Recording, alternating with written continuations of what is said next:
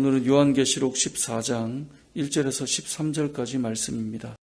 또 내가 보니 보라 어린 양이 시온산에 섰고 그와 함께 14만 4천이 서 있는데 그들의 이마에는 어린 양의 이름과 그 아버지의 이름을 쓴 것이 있더라.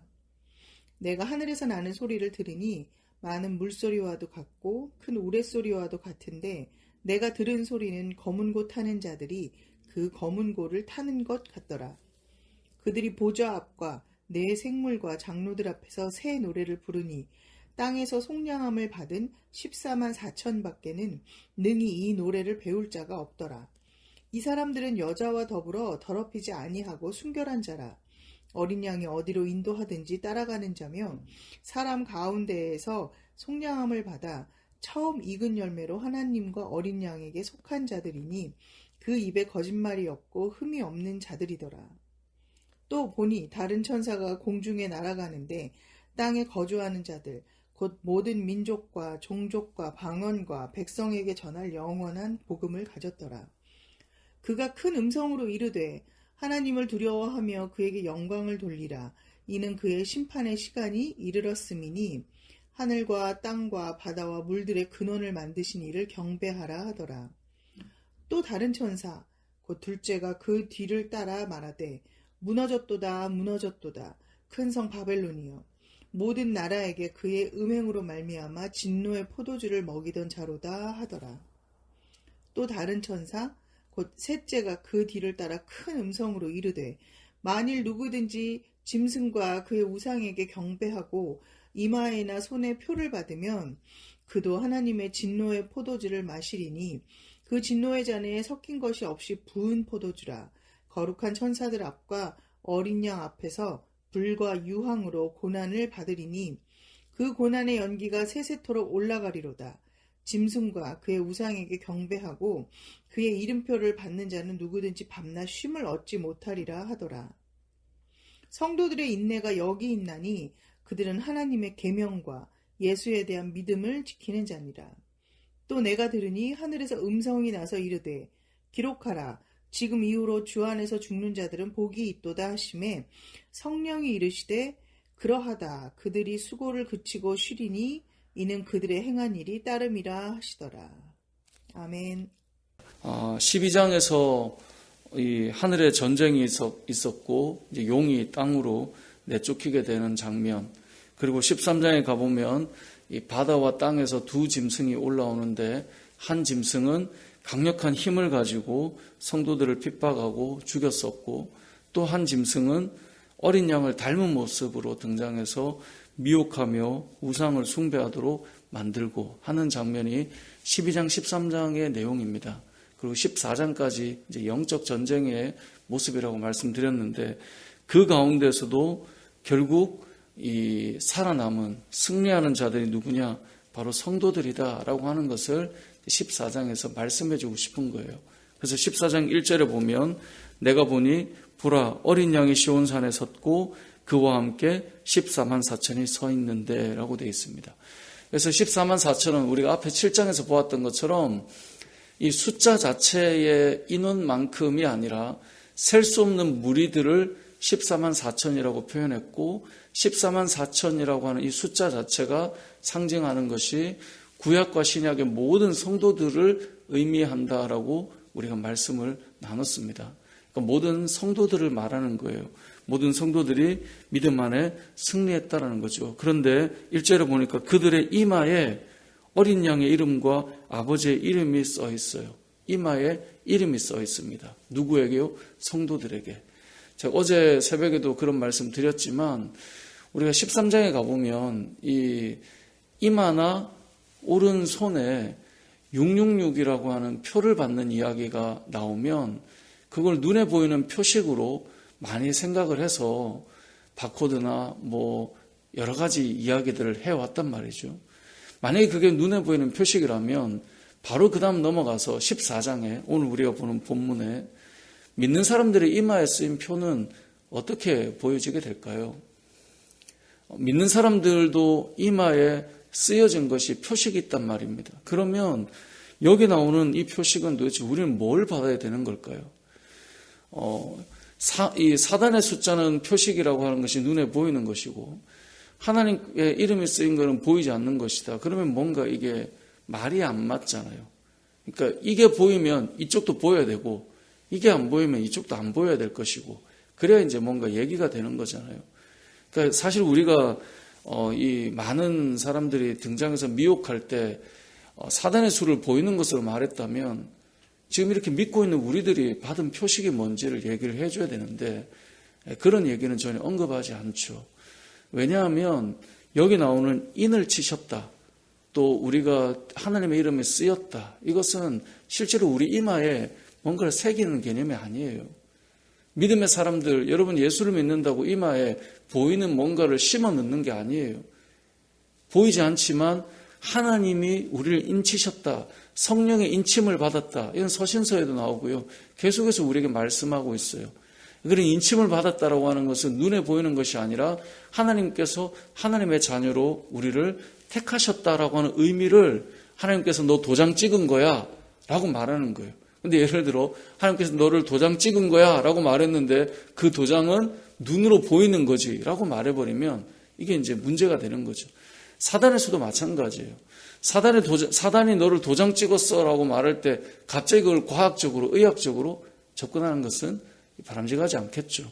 그래서 이 14장에 와보면 그들의 이마에 어린 양의 이름과 아버지의 이름, 뭐 예수, 뭐 여호와 이렇게 실제로 썼다기보다 하나님께서 너는 내 자녀야 라고 이름을 써주셨다. 너는 내 것이다. 표현을 해주셨다라는 거거든요. 바로 이러한 사람들에게는 어떤 모습이 나타나는가가 중요한 거예요. 내가 지금 뭘 써 놓았다가 아니라 어떤 모습이 나타나는가.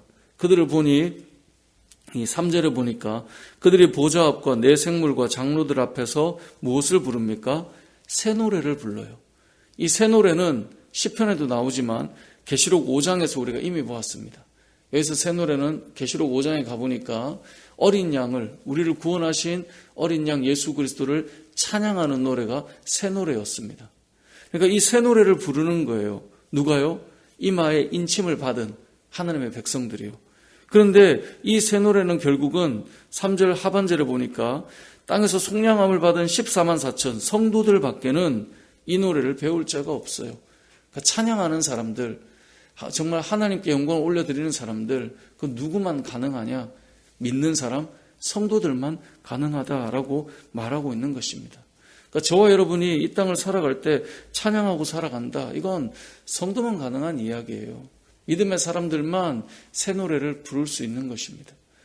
그리고 또한 이 사람들은 4절에 보니까 이 사람들은 여자와 더불어 더럽히지 아니하고 순결한 자다라고 말씀하고 있습니다. 성경에서 이 순결하다라고 하는 말은 육체적인 음행을 하지 않는 사람을 말하기도 하지만 더 크게 보면 하나님만 섬기고 우상을 숭배하지 않는 자라고 해석하는 것이 더 크고 바른 해석입니다. 물론 이걸 조금 더 좁혀서 실제적인 음행의 사건으로 나오는 것도 있지만 대부분 우리가 순결하다, 음행하지 않았다라고 하는 것은 우상 숭배하지 않고 하나님만 섬기는 것을 말해요. 이 사람들의 특징은 무엇입니까? 순결합니다. 다시 말해 하나님만 섬기는 사람입니다. 하나님께서 너는 내 자녀야 라고 인쳐주신 그 이름을 기록해 주신 믿음의 성도들은 하나님만으로 충분하다라고 말하며 하나님을 섬기며 사는 자들입니다.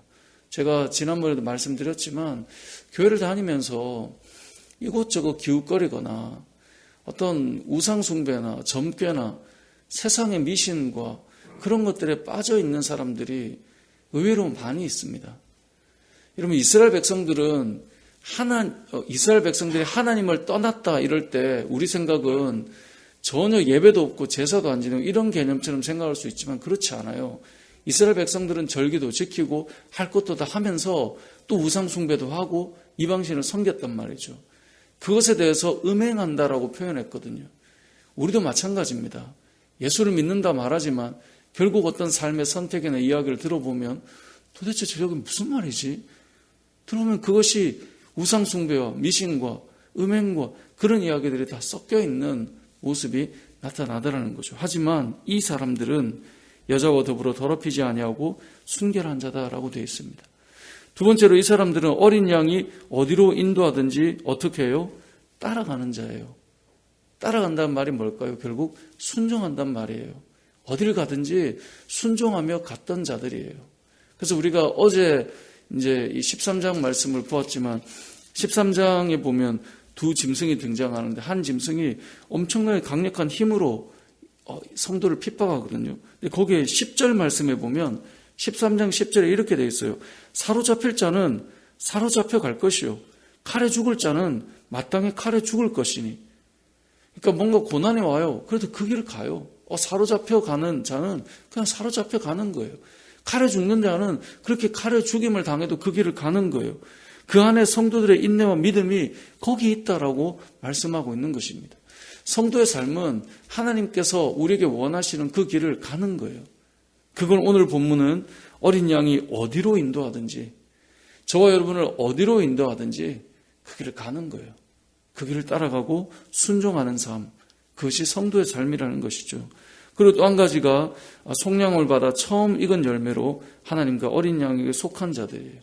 원래 구약에 보면 처음에 익은 열매, 처음 것은 누구의 것이죠? 하나님의 것이죠. 처음 것은 다 하나님의 것이었어요.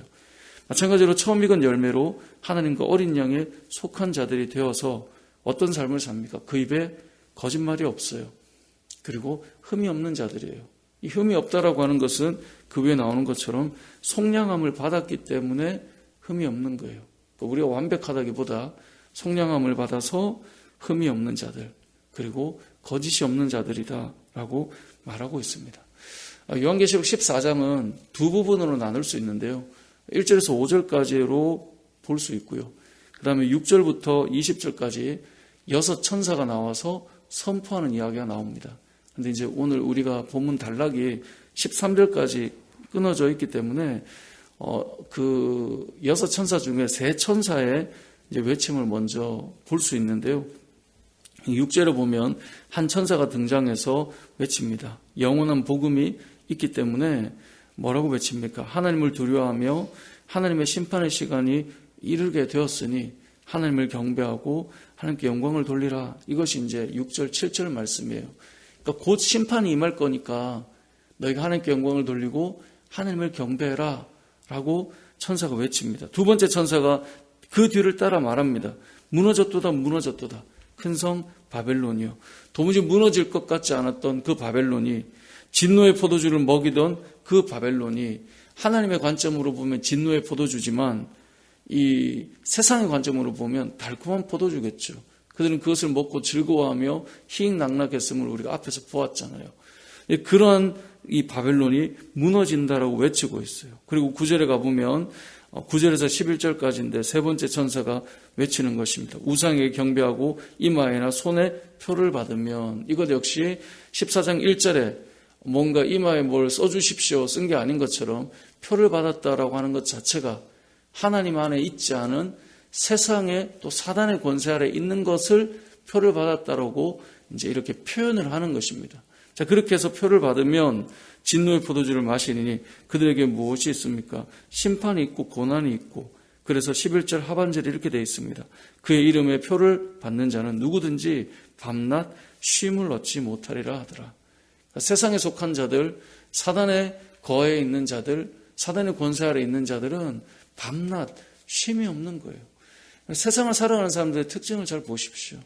열심히 살아가고 막 바쁘게 살아가는데 보면 쉼이 없는 눌림 가운데 있는 그 모습이 있는데, 그것이 그냥 이 땅에서 이야기가 아니라 그 심판의 모습 자체가 그 고난으로 인해 쉼이 없다는 거죠. 반면에 믿음의 성도들은 좀 다르죠. 13절에 가보면 지금 이후로 주 안에서 죽는 자들은 복이 있는데 성령이 그들에게 무엇을 주십니까? 수고를 그치고 쉬리니. 그러니까 진정한 쉼은 이 하나님 안에 있는 자들에게 있음을 보여주고 있습니다. 그리고 이제 또 다른 세 천사의 이야기가 나오는데 내일 이제 세 천사를 보면서 오늘 이 앞부분도 한 번 더 정리를 해보도록 하겠습니다. 이 14장의 큰 한 단락은 1절에서 5절입니다. 왜냐하면 12장에서 14장의 연결고리로 보면 이 하늘의 전쟁, 그리고 두 짐승과 성도의 싸움, 그리고 14장 1절에서 5절까지 결국은 승리하는 믿음의 성도들의 모습, 그 이름을 기록한 하나님의 이름이 쓰여져 있는 그들은 어떤 사람인가? 새 노래를 부르고 있는 사람들, 구원의 은혜를 고백하며 찬양하는 사람들이죠. 그리고 순결한 자요, 순종하는 자요, 하나님께 속한 자로 거짓이 없는 자라고 말씀하고 있는데요.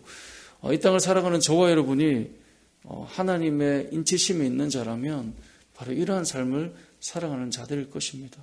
오늘 하루를 살아갈 때도 저와 여러분의 입술에 찬양이 가득했으면 좋겠고요. 우리는 계속 영적 전쟁 가운데 있습니다. 우리가 시험에 들고 마음이 아프고 힘들고 이 모든 걸 잘 보면 가령 영적 전쟁이에요. 사단은 끊임없이 우리를 조금이라도 넘어뜨려 보려고 합니다. 그런데 우리의 마음에 나라고 하는 존재가 주 앞에 잘 서 있지 않으면 우리 하나만 딱 건드려져도 그것 때문에 실족해요. 그것 때문에 마음에 힘이 들고 시험이 찾아와요.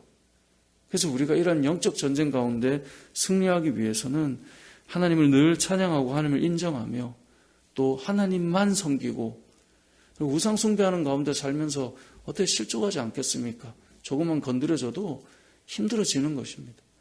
하나님만 따라가며 순결하며 하나님만 따라가는 또 순종하는 삶과 이렇게 오늘 말씀처럼 천 익은 열매처럼 하나님께 속한 자로 거짓 없이 흠없이 살아갈 수 있는 저와 여러분의 삶이 되시길 주님의 이름으로 축복합니다.